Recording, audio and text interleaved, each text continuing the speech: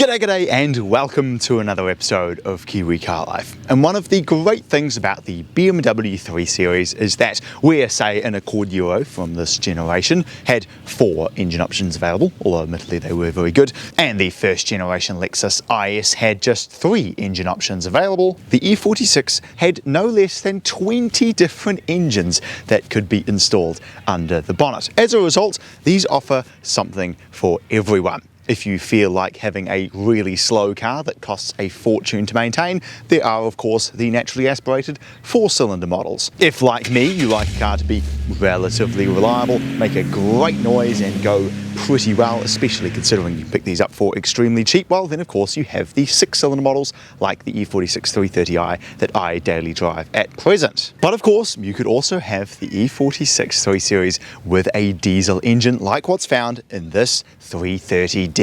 As I've long maintained on the channel, 4-cylinder BMWs are definitely cars to avoid, but the M52, 54 and N52 6-cylinder engines can in general, if well maintained, be pretty solid, reliable engines. But if you truly value reliability, then this is about as good as it gets for a BMW. This is an M57, the earlier 6-cylinder turbocharged diesel engine which has an iron block and is known for being extremely strong. This 330d pumps out 150 kilowatt or 201 horsepower and 410 newton meters of torque. Compared with a 330i, it's a wee bit down on power, it's got 20 less kilowatt, but it has a lot more torque, 110 newton meters more torque. And the other massive advantage with the 330d over the 330i is the fuel consumption. This is rated at 6.6 litres per 100k, whereas my 330i is rated at 10.7.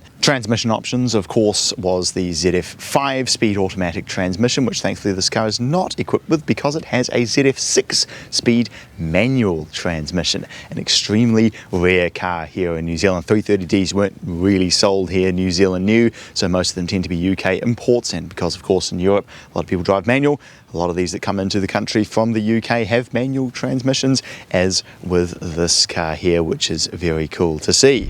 And finally, the interior. What a nice familiar location this is to sit in. This car happens to be basically identical spec to my 330i. It has the same automatic climate control down here, super simple and easy to use. The same steering wheel, which unfortunately likes to fall apart when these get to higher Ks. You've got cruise control, you've got automatic lights and wipers. All of the switch gear in these E46s just feels really well screwed together, as does all of the dashboard materials and the like. This one has M Sport seats which hold you in very well but are still extremely comfortable. E46s and E90s in my mind are some of the best BMWs that you can buy right now because they were $150,000 new. You can pick them up for like $3 or $4 grand today, as you're buying what was a $100,000 car for next to nothing. So you still have all the features, it's still really comfortable, it's powerful, and so long as you get a naturally aspirated 6-cylinder petrol or one of these 6-cylinder diesels, they tend to be pretty reliable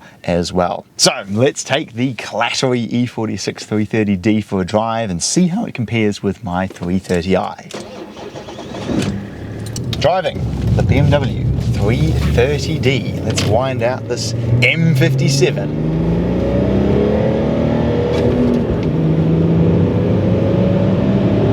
Oh yeah. I gotta say, I kind of jokingly said as I went to start this thing up that we'll fire up the clattery 330d, and while it does sound very clattery from outside at idle, once you get moving, this thing is just a smooth wave of torque. While this engine does absolutely nothing when you're not in boost, when you are, then it just, oh yeah, you feel it. From like 2,500, that's when it really comes on song. And at that point, you know, foot down, 3 grand, bang, half a second of turbo lag, and then you've just got this phenomenal surge of torque. I guess what I find surprising about it is that you would think that a diesel engine, you know, it kind of serves its purpose as a towing machine, but down the road like this, you can hang the back end out a wee bit. The transmission feels, you know, pretty decent. It's nice to have it paired with a manual transmission. You can still rev match it like you would a petrol one. And look at that, fundamentally, this is still a sports sedan, and it drives like it. It just happens to have a diesel engine up there instead. It's still an E46, which in my mind has got to be one of the most fantastic driving BMWs. Decent feeling manual gearbox, rear wheel drive, beautiful steering feel and just poised handling. You can hold it on the limit of grip and the car just does exactly what you expect through corners. You know, it holds its own really nicely on the road. E46s really are just lovely, lovely driving cars. And even with a diesel engine, this thing still just drives absolutely beautifully. And you know, I gotta say, this thing is not particularly slow. Oh yeah, third gear into fourth. I guess the only thing I don't particularly like about it, I like an engine that, one, makes a bit of noise but is still quiet when you want it to be.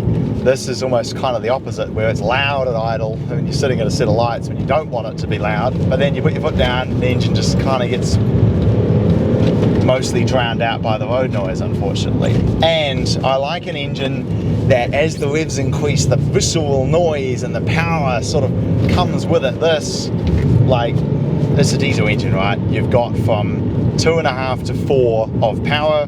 After that, there's really no point in revving it out because it ain't doing much up at 4,500 RPM. And because it's turbo, you kind of expect to hear some turbo noises. You don't even really hear any of that either. At sort of lower revs, you do get a little bit of that noise, like what Hiluxes make, which is kind of funny. I guess kind of like my Octavia VRS that I had. It is objectively a very good engine, extremely efficient, extremely torquey, paired with a decent transmission. And because of that torque, you know, when you hit a winding back road like this, just put your foot down, oh, and it can so easily just sort of break the back end loose, which is why you buy a car like this, because it's fun to drive. So it is an objectively good engine from a specs, I guess, standpoint, but when you come to actually use it, it serves a purpose, but it's not exactly like an outstandingly incredible engine to use. It just does a decent job. And so in that regard, I must say that I have been pleasantly surprised by the E46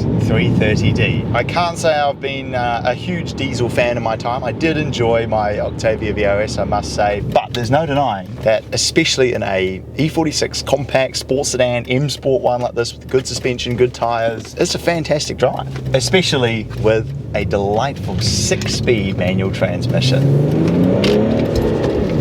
And so with that, oh yeah. If you'd like to see the video with my 330i when I restored it back to its former glory, then click on the links popping up right about now, and I will look forward to seeing you again next time.